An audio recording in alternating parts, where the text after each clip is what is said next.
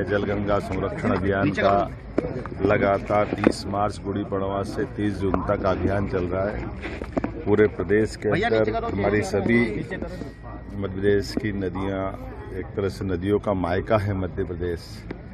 हमको सबको मालूम है कि मध्य प्रदेश में कोई हिम ग्लेशियर नहीं है, कोई ऐसा हिमालय की तरह यहाँ पर जल स्रोत का बड़ा भंडार नहीं कि धीरे धीरे बर्फ पिघलेगा और जल नीचे आएगा। लेकिन बगैर कोई हिम ग्लेशियर के जितनी जलराशि मध्य प्रदेश से पूरे देश के अंदर बाकी राज्यों में जल में प्रवाहित धारा बताती है कि यहाँ की भौगोलिक संपदा, खासकर वन संपदा और हमारे जल संग्रहण करने की जो परमात्मा की कृपा है वो अद्भुत है।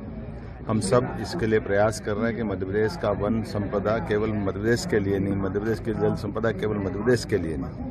नर्मदा जी हमारे मध्य प्रदेश के साथ साथ गुजरात में पूरा जीवन प्रदान करती, जो राजस्थान तक धारा जाती है।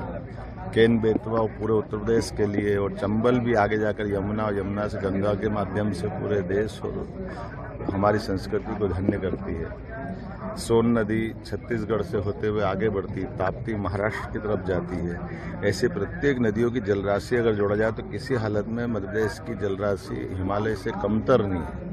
ऐसे में हमारे जल स्रोत का पर्याप्त रूप से ध्यान रख करके हमारी अपनी भौगोलिक भूगर्भ जल भंडारण क्षमता को भी बढ़ाएं, जल के प्रति जागरूकता भी रखें, और खास करके इसके माध्यम से जल ही जीवन है। यशस्वी प्रधानमंत्री ने जो आह्वान किया हुआ है, इसलिए हमने अमृत सरोवर तालाब का निर्माण, खेत तालाब का निर्माण, सभी प्रकार की पुरानी जल संरचनाओं, कुएं, बावड़ी, तालाब, नदी, सब पे जलगंगा अभियान चलाया हुआ है। और 3 माह तक चलने वाले इस अभियान में मुझे संतोष है कि हमने हर स्थान पर जलदूतों का भी जलदूत मित्र बनाया। 1,62,000 से बड़ी संख्या में जलदूत पहली बार जिनका पंजीयन हुआ है और ये अभियान चल ही रहा है। मेरी अपनी ओर से प्रदेश से सभी नागरिकों से आह्वान है कि हमारे अपने जीवन में जल का अत्यंत महत्व है। ऐसे में हम सब जल स्रोतों का ध्यान रखें, स्वच्छता का ध्यान रखें, इनके पुनर्भंडारण से लेकर के सभी कामों में शासन के साथ कदम से कदम मिला के बढ़े।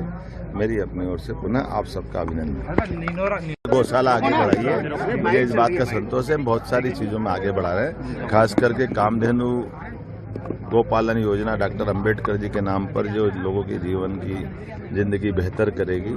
साथ ही साथ गौशालाओं के लिए अनुदान की राशि 20 से बढ़ा करके 40 की है। बड़ी गौशाला जो 5,000 से बड़ी खोलने वाले, उनको भी वित्तीय मदद हम करने वाले। कई प्रकार से प्रदेश के अंदर गोधन बढ़े, इस पे हम काम कर रहे हैं। मुझे इस बात का संतोष है कि लगभग 9% की गौ दूध की हमारी जो क्षमता है उसको 20% तक बढ़ाने के लिए हमने सहकारिता समितियों के लिए माननीय गृह मंत्री और सहकारिता मंत्री श्रीमान अमित शाह जी के सामने जो कमिटमेंट किया, हम उस पर आगे बढ़ रहे हैं। उम्मीद करेंगे कि बहुत जल्दी ये दूध की राजधानी देश के अंदर मध्य प्रदेश बनेगा।